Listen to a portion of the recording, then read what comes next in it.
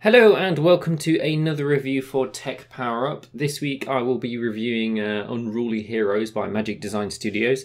This is the first game I got a code for 2019. Unfortunately, I got like 3 different game codes all for this week, but only had time to sort of sort one out. So this is the one I chose over a couple of interesting ones. There was another one there, I think it was called Enemy at the Gate, which also looked pretty good. So I'm hoping to look at that at some point soon. But yeah, this is it's a side scroller, so already it's a bit of a disadvantage because that market is just so saturated at the moment, and there are a lot of very, very good side scroller games out there. Some sort of come under different sort of subgenres in side scroller, but this is kind of in the realms of sort of Trine and Child of Light, two games that I've chosen the names of for a very specific reason, because this sort of borrows quite heavily in terms of sort of inspiration for a lot of the content in this game. And the issue is, because the side-scroller genre is so sort of competitive, and because there are already so many big sort of hard-hitting names out there already, this game already has a bit of a difficult task ahead of it just to sort of be seen, I guess. And whether it does that, the answer is not really, unfortunately. Like, when I first saw the game and I saw the art style, I thought, holy crap, this game looks absolutely fantastic and I can't wait to play this. And then I started, and you know when one of those games sort of, you start playing it and you're like, eventually this is going to get interesting, and you keep sort of pulling your hopes up, hour, 2 hours, 8 hours, and then 10 hours, and you're just like, okay, it's not there still. So like throughout the last week with the game, I couldn't think of a particularly positive aspect of the game that really sort of excited or wowed me at any stage, apart from the art, I guess. By the end of it, it felt like an incredibly average affair that drew inspiration from other games without really offering a better or certainly an interesting take on what it had sort of borrowed, I guess.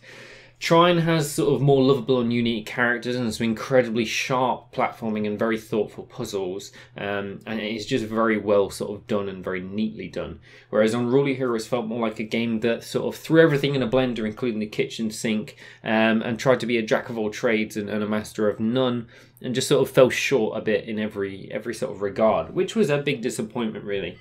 The gravity variable that the developers set in the code is too low.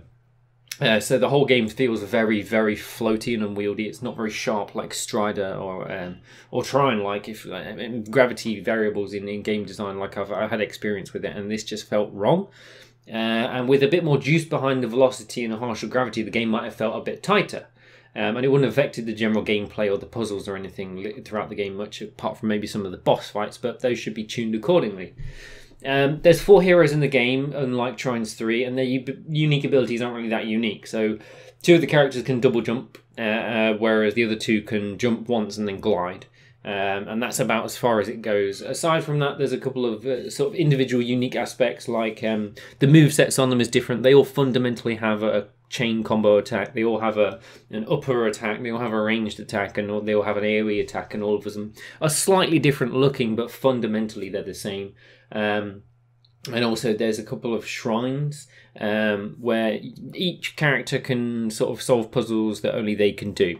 And instead of feeling like a nice sort of change, like you'd slowly go through the motions of jumping between different characters, it all felt very, very forced. And because it felt very forced, I didn't have really a favourite character, and I didn't find them all particularly useful in one way or another. One of the mechanics involves, you know, switching between the characters, which is sort of normal in this kind of game in Trine, except the control scheme for it is just really poorly thought out, and it took me a couple of hours to get my head around it. So on an Xbox controller, you've got the left trigger and right trigger, and you've also got the left button and the right button.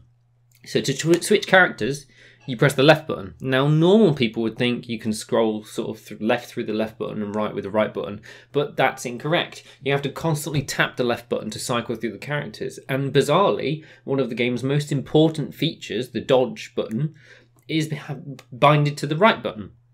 So halfway through the game, you'll come across a hazard or a boss fight or something like that, and then you'll want to dash, and instead you'll just switch character. Or you'll be halfway through a bit where you need to quickly switch to a different character so you can glide instead of double jumping, and you'll just dash instead.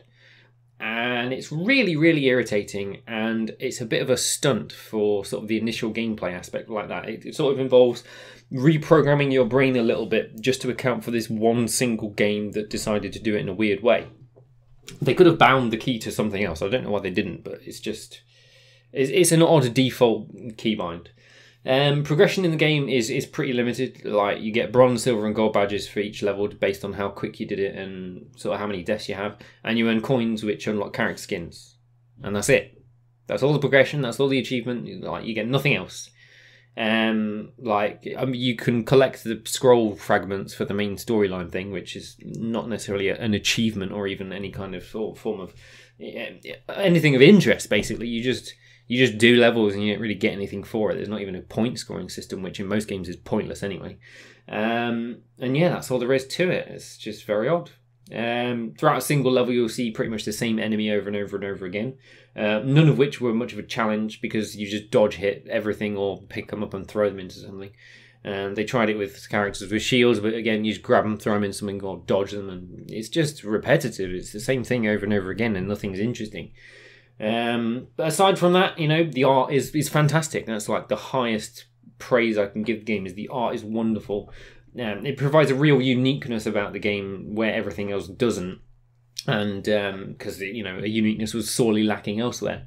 The boss fights themselves are massive and very, very challenging, and just generally graphically awesome in terms of creativity.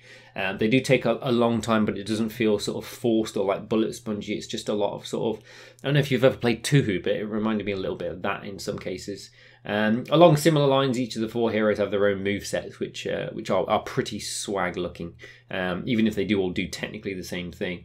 And if the developers had added some visual shape to the camera and some sound cues or some just sound design in general, the movesets might have felt like they had a bit of punch, but they didn't.